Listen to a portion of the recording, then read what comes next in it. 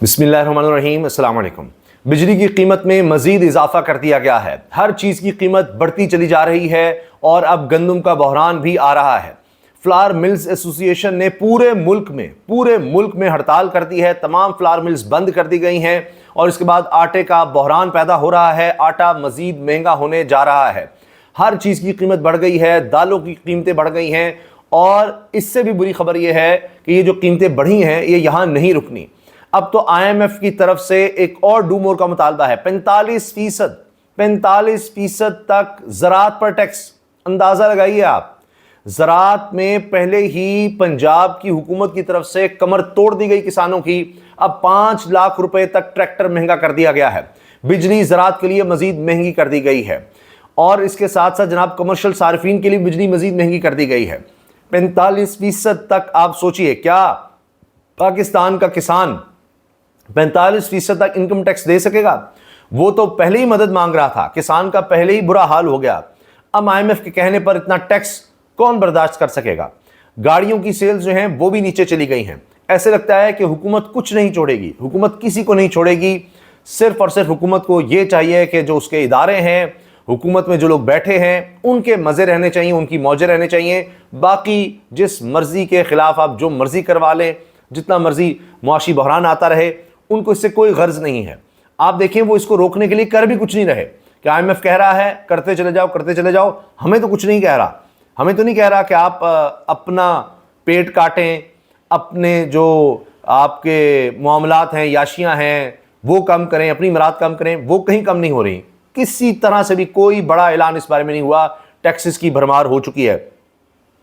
आपके लिए मैं पहले ये खबर दे दूं कि जिस तरह से हुकूमत आपसे पैसे इकट्ठे कर रही है बिजली में, दालों, आटा, हर चीज़, खुराक पर, तो उसका इस्तेमाल किस तरह से हो रहा है? उसका इस्तेमाल हो रहा है, करोड़ों रुपए के इश्तिहारात चल रहे हैं इस वक्त और डिजिटल मीडिया का भरपूर इस्तेमाल हो रहा है और सिर्फ बजट के हवाले से हो रहा है, करोड़ों रुपए का। और ये तसलसल है, अखबारात में करोड़ों रुपए के इश्तिहार दिए जा रहे हैं और अब ये रोज़ाना की बुनियाद पर काम शुरू हो गया है। ये नहीं कि भाई एक दफ़ा इस पैसे को जो आपसे टैक्स में लिया जा रहा है इश्तिहारबाजी के लिए कि जी शहबाज शरीफ की तस्वीर हो, तमाम लोगों की, मरीम नवाज साहिबा की, जरदारी साहब की, बिलावल भुट्टो की, जितने भी लोग हुकूमत में हैं, इन सब की तस्वीरें हों, इसके लिए आपकी रकम को इस्तेमाल किया जा रहा है। बाकी तो इनकी गाड़ियों का पेट्रोल, तनख्वाहें, वो सब तो जा ही रही हैं। अभी आप देखिए कि जिस तरह वो तंज किया जाता है कि नवाज शरीफ कहते हैं रिलीफ दो। शहबाज शरीफ रिलीफ पर रिलीफ दे रहे हैं और अब हुआ यह है कि बिजली का कमर्शियल यूनिट 8 रुपए मजीद बढ़ चुका है और महंगा हो गया है। ज़रूरी यूनिट 6 रुपए 62 पैसे, जनरल सर्विसेज यूनिट 6 रुपए 98 पैसे, यानी तकरीबन 7 रुपए महंगा किया गया है।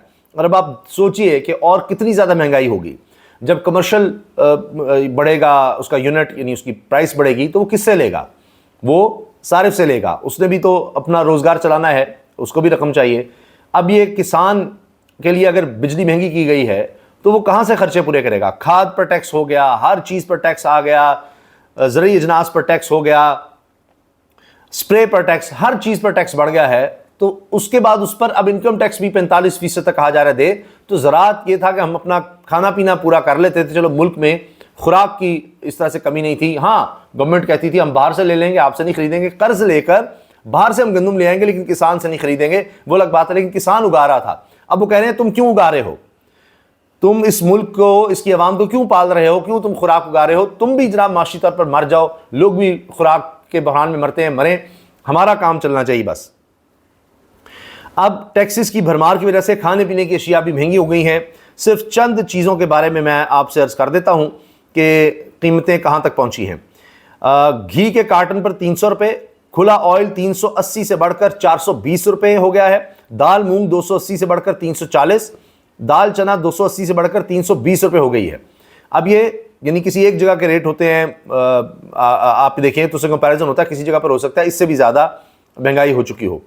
और आप देखें कि अब कीमतों में इस तरह इजाफे के बाद ये भी हो गया है कि खुश्क दूध, डब्बे वाले दूध समेत दीगर अशिया की कीमतों में भी इजाफा हो गया है। आटे की कीमत भी बढ़ गई है। और अभी मैं आपको बता रहा हूँ कि अभी तो बहरान आ रहा है, जो कि फ्लावर मिल्स ने हड़ताल कर दी है। अब वो गंदम से आटा नहीं बनाएंगे, मार्केट में नहीं आएगा और आप सोचिए कहाँ से कहाँ आटे की कीमत जाएगी। अब लोगों के लिए तो 2 वक्त की रोटी भी अब उनसे दूर हो गई है। मुल्क में गाड़ियों की फरोख्त में सालाना 3% कमी हुई है। अब आप ये भी नहीं कह सकते कि जनाब ये जो मुतवस्सित तबका है या मिडिल क्लास है या अपर मिडिल क्लास है उस पर इफेक्ट नहीं आ रहा। अब जो लोग किसी तरह से पैसे जोड़ के गाड़ी खरीदते थे अब वो गाड़ियों से भी दूर होते चले जा रहे हैं। ट्रैक्टरों की कीमत में 5 लाख रुपए तक इजाफा। किसान यानी हर तरफ से मरे, हर तरफ से। ट्रैक्टर जो है उसके बगैर अब क्या वो बैल के दौर में वापस चला जाए और उससे कितनी वो उगा लेगा फसल। तो ट्रैक्टर भी महंगे कर दिए गए हैं। इसके अलावा जनाब हुकूमत की कमर्शियल, ज़रई और बल्क सार्फिन के लिए बिजली मजीद महंगी करने की मंजूरी। उन्होंने कहा जी हाँ जी, जो आए लेते जाओ, जिसको महंगाई की मंजूरी चाहिए, ये हुकूमत आई इसलिए, बैठी इसलिए है, लेते जाओ, मंजूरियां लेते जाओ। विद होल्डिंग टैक्स का निफाज, मुल्क भर में फ्लावर मिल्स की हड़ताल, आटे के बहरान का शदीद खदशा। उर्दू न्यूज़ में यह आर्टिकल छपा है, पाकिस्तान और IMF का 74 बरस का साथ मुआशी इस्तेहकाम क्यों ना आ सका। ये राय शाहनवाज ने इस पर डिटेल में जनाब ये रिपोर्ट शाया की है और इसमें बताते हैं कि पाकिस्तान पर इस वक्त बैरूनी कर्जे मजमूई तौर पर 131 अरब डॉलर से ज़ायद हैं, जिनमें चीन का कर्जा सबसे ज़्यादा है। एड इंटरनेशनल नामी इदारे के मुताबिक ये कर्ज तकरीबन 79 अरब डॉलर है।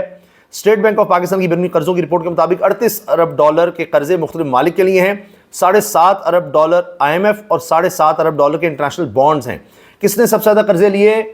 कोई सरप्राइज नहीं, आपको हर जगह पाकिस्तान की कहीं भी तबाही है वहाँ पर आपको जरदारी और शरीफ ख़ानदान का नाम ज़रूर मिलेगा। हत्ता कि बाहर जो दौलत मिलेगी उसमें भी ये मायूस नहीं करेंगे आपको। और आप देखें कि अभी दुबई में जो 12.5 अरब डॉलर सिर्फ दुबई में पता लगा था, उसमें भी इन दोनों के नाम थे। इसमें जनाब नून लीग यहाँ भी बाजी ले गई है और IMF से सबसे ज़्यादा कर्ज मुस्लिम लीग नून के अदवार में लिया गया, जो IMF के पास के पाकिस्तान के कुल कर्ज का तकरीबन 41% है। नून लीग ने, सिर्फ नून लीग ने अपने अदवार में जो पाकिस्तान का कुल कर्ज है उसका 41% नून लीग ने लिया है। इस तरह पीपल्स पार्टी ने अपने तमाम अदवार में कुल कर्ज का 38%, जबकि फौजी हुकूमतों ने 18% लिया है। तो इसी से आप अंदाज़ा लगाइए कि किस तरह इस मुल्क को कर्ज़ों में डुबो दिया गया और उसके बाद भी अब IMF के पास जाना है और IMF की शराइत माननी है आपने। ट्रिब्यून कहता है hidden costs drive power prices up 70%। ये हिडन कॉस्ट्स हैं जो सामने नहीं है। 70% जो ये बिजली की कीमतें बढ़ रही हैं ये हिडन कॉस्ट की वजह से हैं, जो IPP से आपने डॉलर में मुआहदे किए हुए हैं कि जी वहाँ भी डॉलर का US में भी ऊपर नीचे होगा, तो उस वजह से हमने उनको कंपनसेट करना है। ये IPP के साथ मुआहदे किसने किए हैं? ये इन्हीं हुकूमतों ने किए हैं जो आज भी बैठी हुई हैं। इसके साथ जनाब मुल्क में हालात ये हैं कि लोग कह रहे हैं कि जब आप कीमतें इतनी बढ़ा देंगे ट्रैक्टर की तो फिर आप समझेंगे कि यहाँ पर जनाब किसान के पास फिर भी गुंजाइश रह जाएगी कि वो 45% आपको मज़ीद टैक्स भी दे देगा। वो कहाँ से देगा और किस तरह वो अपने ख़र्चे पूरे करेगा? जहाँ तक बात है ये अब जो हड़ताल हुई है इसमें जनाब पूरे मुल्क में हड़ताल है और वो कहते हैं कि जी ये जो 1500 मिल मालिकान हैं इन्होंने हड़ताल की है और chairman flour mills association Asim Raza कहना है कि हम विद होल्डिंग टैक्स इकट्ठा नहीं करेंगे। विद होल्डिंग टैक्स से आटे का थैला 200 रुपये महंगा हो जाएगा और हमारा काम नहीं है टैक्स इकट्ठा करना, ये गवर्नमेंट का काम है, हम टैक्स इकट्ठा करके नहीं दे सकते। इससे तो जनाब आटा महंगा होगा, लोगों पर बोझ आएगा, तो इनको यह है कि जी इनका बिजनेस भी मुतासर होगा, हमें क्यों ये कहा जा रहा है, वरना इन्होंने भी लोगों से ही लेना है। फिर भी जनाब ये हड़ताल पर चले गए हैं। तो मुझे ये लगता है कि इनको भी शायद रिलीफ मिल जाए, जिस तरह पेट्रोलियम मसनूआत वाली कंपनीज़ को मिला था, उनको भी टैक्स में छूट मिल गई थी। उन पर पहले कहा गया टैक्स लगाया, फिर कहा नहीं नहीं नहीं आप पर नहीं। जो ताकतवर तबका है, ज़ाहिर है फ्लावर मिल्स हों या पेट्रोल पंप्स के मालिकान हों या कंपनियां हों पेट्रोलियम डीलर्स की, उनकी रिश्तेदारियां, दोस्तियां, ताल्लुकात वो इन्हीं लोगों से हैं जो फैसला साज हैं। तो उनके लिए फ़ैसले वापस हो सकते हैं, लेकिन आम आदमी के लिए जो GST लग चुका है, जो हर चीज़ में महंगाई हो गई हुई है, ये मत सोचिएगा कि ये वापस होगा। अब हुकूमत इसके साथ चल रही है, कब तक चल रही है मुश्किल है कहना, क्योंकि अभी तक लोग बर्दाश्त कर रहे हैं। तो किस वक्त वो मामला आ सकता है कि लोगों की बर्दाश्त ख़त्म हो जाए, ये अब देखते हैं। लेकिन अभी तो यही लग रहा है कि आम आदमी के लिए तो यहाँ सब कुछ ख़त्म हो चुका है। उसके लिए जीना दोबारा गया है। इस महंगाई ने, जो तारीख में सबसे ज़्यादा महंगाई है और सबसे ज़्यादा तसलसल के साथ महंगाई आई है, वरना होता था अच्छा कुछ कंट्रोल हो जाती थी, ये बढ़ती चली जा रही है। हुकूमत हर दफ़ा झूठ बोल देती है कि जी ये तो माशी तरक्की हम कर रहे हैं, महंगाई कंट्रोल हो चुकी है, महंगाई नीचे आ गई है, या भी स्टेटमेंट्स देंगे कि अब हम माशी तरक्की की तरफ हैं। ये जब से आए हैं पिछले 2 साल से आप देख लीजिए, यही दावे इनके कर रहे हैं कि बस अब देखें क्या बेहतरी होने लगी, अब क्या बेहतरी होने लगी है। लेकिन हर आने वाला दिन पिछले दिन से मज़ीद मुश्किल तर होता चला जा रहा है। अल्लाह हाफ़िज़।